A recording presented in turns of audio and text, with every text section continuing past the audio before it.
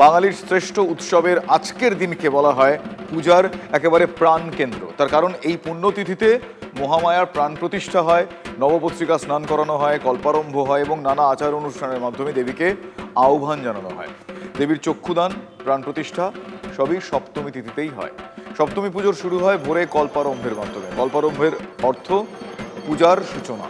পঞ্চগব্য, পঞ্চশুদ্ধি, পঞ্চপ্রাণ এবং পঞ্চ ঋষি মন্ত্রোচ্চারণের মাধ্যমে এই আচার সম্পন্ন হয়। পূর্ণ চন্দ্র পঞ্জিকা অনুসারে আজ বেলা 12টা বেজে 27 মিনিট পর্যন্ত রয়েছে সপ্তমী তিথি।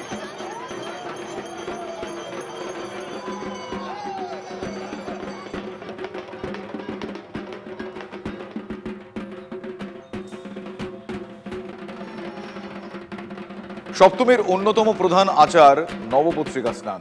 সূর্য ওঠার আগেই নদী, পুকুর বা জলাশয় থেকে 9টি আলাদা আলাদা গাছের পাতা সংগ্রহ করা হয়।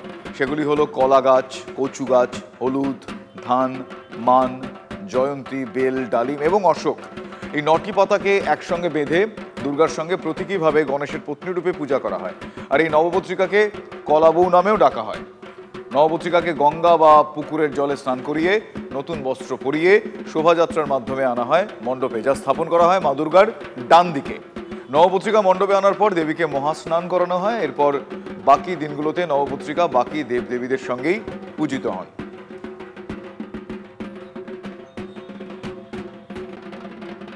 এই মুহূর্তে আমার সঙ্গে আমার দুই সহকর্মী সুদীপ্ত এবং হীরক রয়েছেন। সুদীপ্ত কংসবণিক আমার সহকর্মী, ও রয়েছেন শোভাবাজার রাজবাড়িতে। হীরক আমার সহকর্মী রয়েছেন বাঁকুড়াতে, এবং দুজনেই দুটো আলাদা আলাদা ঐতিহাসিক স্থানে রয়েছে।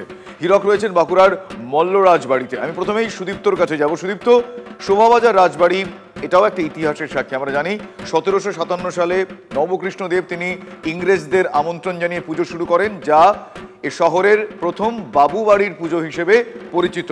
আজও রীতি রেওয়াজ মেনে, উপচার মেনে আজও সেই পুজো সমানভাবে চলে আসছে। হয়তো জৌলুস কিছুটা কমেছে, কিন্তু সেই উপচার, নৈবেদ্য সেগুলো একই আছে। আর সকাল থেকে সেখানকার ছবিটা কি?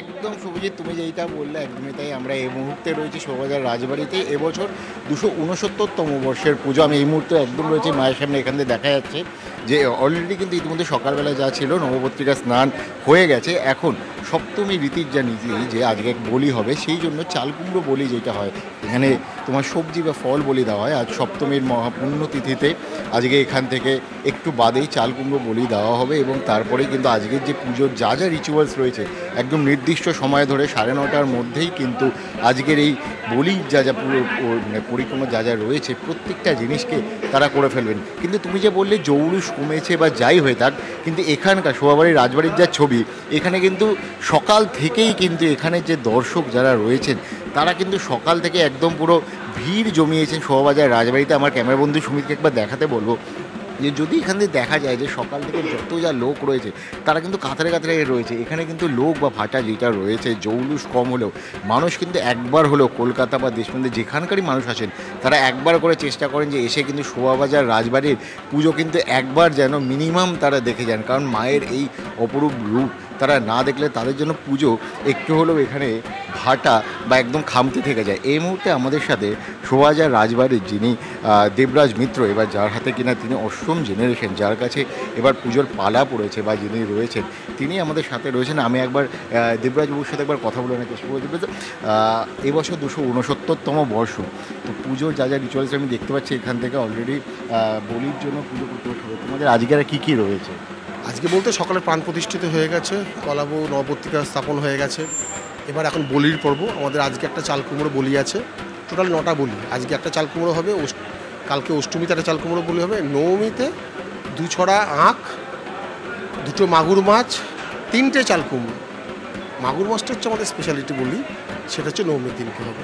এরপরে এখন বলির পরে হচ্ছে আরতি, তারপরে অঞ্জলি। হ্যাঁ, চাপ তো একটু বেশি আছে, কারণ কি পুরনো রীতি কিছু আছে যেগুলোকে আমি পুরোনো কিছু নিয়ে এসেছি।